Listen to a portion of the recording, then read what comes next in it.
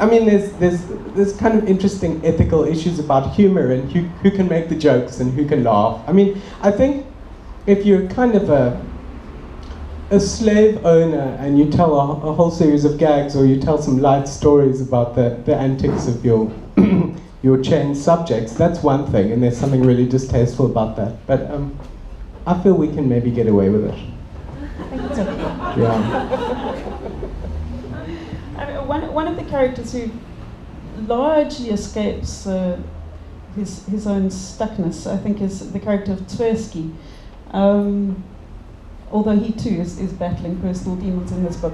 I don't know how many of you remember Tversky as a character from the previous book, but he is quite a fascinating character. I'd like to talk a little bit about him. He's almost a kind of a guru figure, also quite amoral in some ways, quite moral in some ways, a kind of a puppet master, mysterious puppet master in both of your books. And I really like the trick of bringing him back as an incidental character in this book. He's kind of the guy who really knows what's going on in both books, but we only discover that in the course of things. So where does he come from? He came out of Greg's original manuscript from the old creative writing program that he dropped out of. But he's subsequently changed, and with each kind of book he changes a little bit more. But after When in Broad Daylight, it just felt to us that he still had a lot more life in him. We wanted to explore him more. And as Henrietta says, he's a character who's kind of got a grasp on the world. He can maneuver his way through the world in a way that I suppose both of us admire. Both of us would maybe like to be a little bit more like Tversky on some level. Yeah, I mean, Tversky's our role model, really, in a way. He changed. So originally, when I thought of him, he was a sort of gentle mystic, unworldly mystic. Yeah, and then he became a ruthless businessman in Lisa's hands, but sort of still a bit mystical. And as I understand it, in this book he's running a kind of an import-export empire involving small perspex Buddhas. Yes.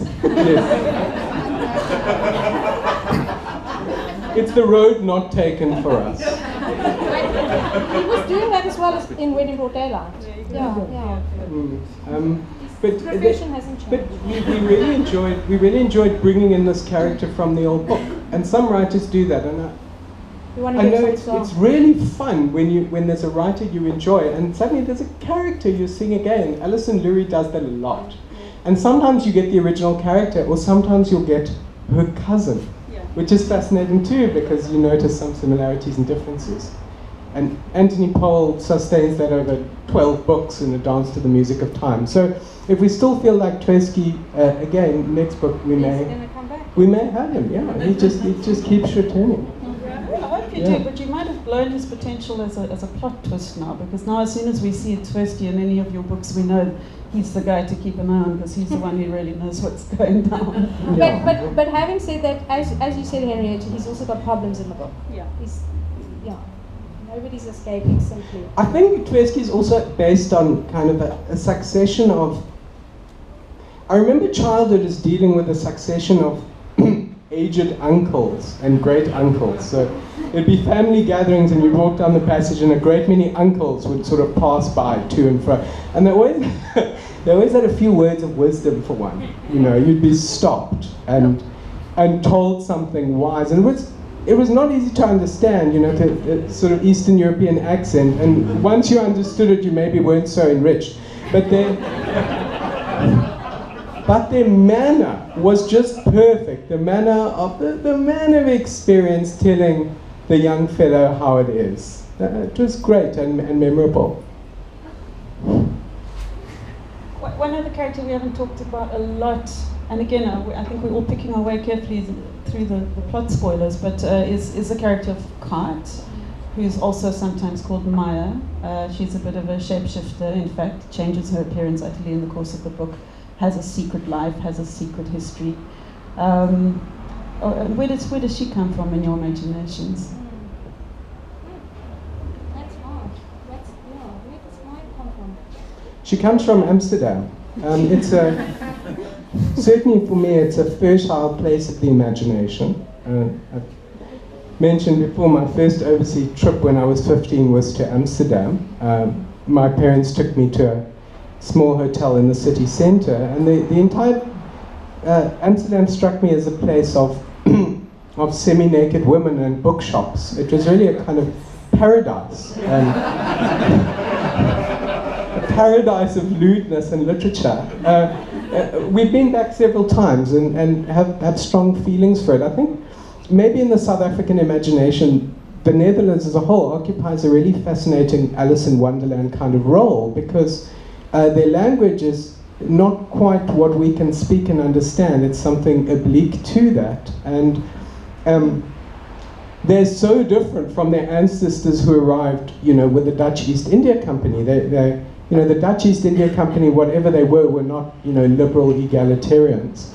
And there are other kind of through-the-looking-glass features. I mean, it's a small country and the people are so big. So the Netherlands is appealing to us. And here came this figure out of it, who's a tricksy, charming but difficult character. Who's been in prison, and is now out of prison, but we won't go into any more details as to why or what she's getting up to in Cape Town. So she's certainly the most glamorous Dutch person I've ever encountered. Have you encountered many? Quite a few. But I want to go back to, you've now come quite nicely to my next question by stressing this word paradise, because I think obviously that's key to the entire book.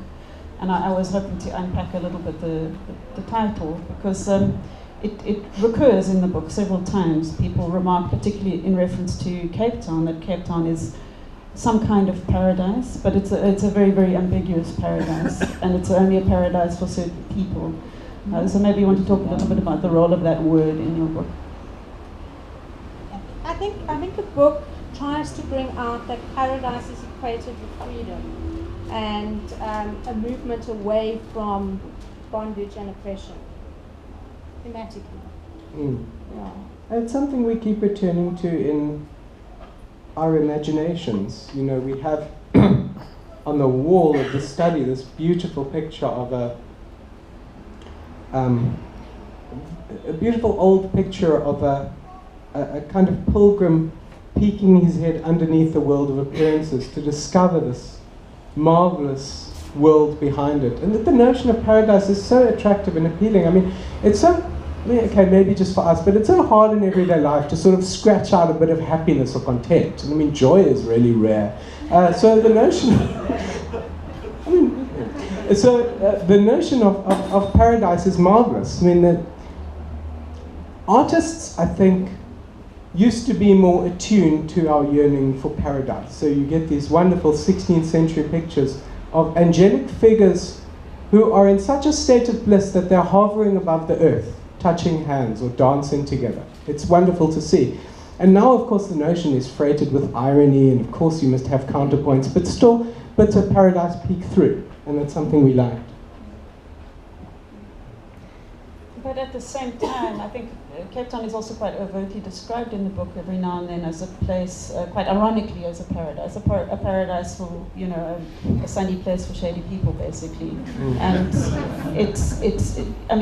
you obviously quite enjoy playing with this idea of various crooks and shysters from around the world congregating in Cape Town. I mean, these organized criminals from Europe seem to find Cape Town a playground. So is that something that you also quite enjoyed? This weird, slightly dirty cosmopolitanism that Cape Town has. Yes. I mean, we write somewhere that Cape Town is a useful city for passing things through. Like, I can't quite put the metaphor, but like a straw at the end of Africa or something. For sucking things in and blowing them up. And I mean, I think Cape Town has that double appearance. I mean, Cape Town on a beautiful summer's day, it feels like everything's amazing, but there's such a seedy underbelly to the city. I think we, as Cape Townians, we're a little bit shadier than we realize. Even the most virtuous of us. I mean, my oldest brother, who's been living in England for a number of years now, came to visit, and we were walking along the Sea Point Main Road, and there was some kind of roped off area. I think there'd been some building work, so naturally Lisa and I kind of walked over the ropes and continued going. And he said, "What are you doing?" And it was then just that this abyss opened delightfully up between us. We felt so tough and sort of salty, dirty. It felt really great. And my oldest brother, I think about it quite often. And I mean, Herschel in the book, he undergoes a similar transformation. When he first meets the glamorous Dutch woman, he's very obedient citizen and afraid of the world. But by the end of the book, he's committing all sorts of civil disobedience himself, and that's part of his coming into his own freedom. Yeah, he's become a bit more like the rest of us by the end of the book, you know. And I mean, one thing we had in mind for Herschel is, at least at the beginning, a certain degree of nerdiness. So I had in mind, and Lisa and I once had a conversation about high school, and she said, "Did you go to many parties in Matric?" And I said, "Well, no, not really. Our class didn't really have parties. There was a class party at the end of Matric, but apart from that, no one arranged any parties." And she said, no, maybe you didn't get the invitations. And I still don't believe that, but that kind of vibe was what we had in mind for Hirsch. We wanted a nerdy but lovable character. Hirsch does get one spectacular party in this book. I think I'm quite sure there's questions from the audience, but maybe just to round off, we've been talking about, you do seem to write about Cape Town with great affection, and I wonder if that's when you consider your next book, which I'm sure will be coming along soon. Do you think it will be in this milieu as well, or are you drawn to other places? I think we're probably drawn to other places for the next book. Enough of Cape Town. No, New York has been a draw for you as well. Sorry? I know that you're fond of New York as well. Yes, yeah. That's an option. I mean, I think we would like to try and write about another setting as well. The problem is we don't know anything else. So it's like, I mean, if New York, it would be like Kafka's book on New York. Like, he'd never been there. I mean, it's all very well if you're writing about giant, anthropomorphic bugs, but if you're writing about actual people, you should know the place. But you never know. There was this interview. I feel I'm the last repository of memory of this particular interview with Jane Coetzee many years ago, which I heard on the radio or something. I feel I should make this public. Somebody said to Coetzee something about how he felt about South Africa, and he said, "I was born here, I've lived here all my life, and I will probably die here." And then soon afterwards he moved to Perth. So you never know. You never know. I mean, I don't think we're going anywhere.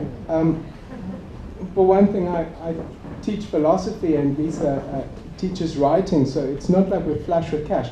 But I mean, we can go to Hermanus and stuff. But we certainly may write about other locales. Yeah. So do we have any questions, remarks from the audience? I'm sure we do. I just want to know when you said... Sorry, Maya, just... It's a short question. Well, I was just wondering, when you were talking about Dutch people who visit and wreak havoc, were you talking about Richard de Nooy? This is Richard de Nooy is a sort of big, bald, impressive, even scary-looking writer. I don't know how much havoc he wreaks. I wasn't invited to the parties.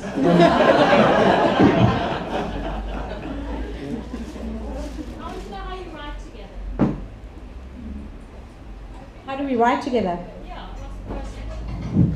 Sure. Thanks, Paige.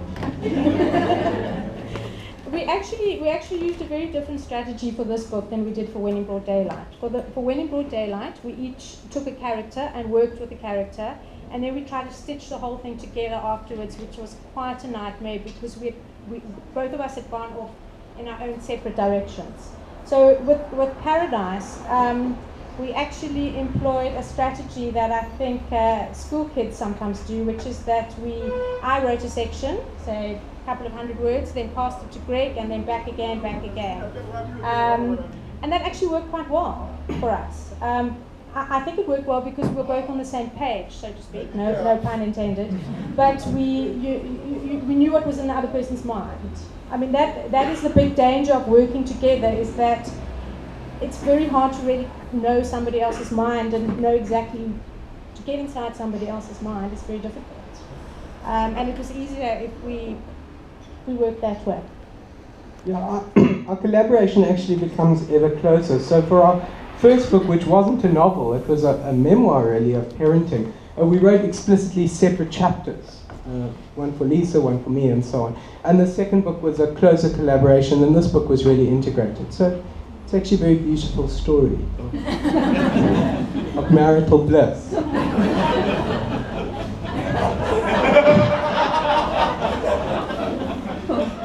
mean, the one thing is we don't fight when we write. Maybe that's why we write so much. It's our one respite from marital combat. It's yeah. You guys want to read? You want to read the next question? Not so much. Do we? That's okay. Read. Yeah. Oh no, we don't want to read. I want you to read together. I actually have a question about that, which I think we've talked a little bit about this among ourselves, but the decision to go with Greg Lazarus as a sort of a consolidated identity, I mean, that was something fairly new, I think, for South African literature when you decided to do that. I think there's maybe one crime writer who is two people, in fact. And I kind of wondered, sort of, how's that going for you? Do you think that you've created a strong identity in the mind of the public? Is it a problem? Do people know who you are? Or do they still think of you as two separate writers? I'm just interested.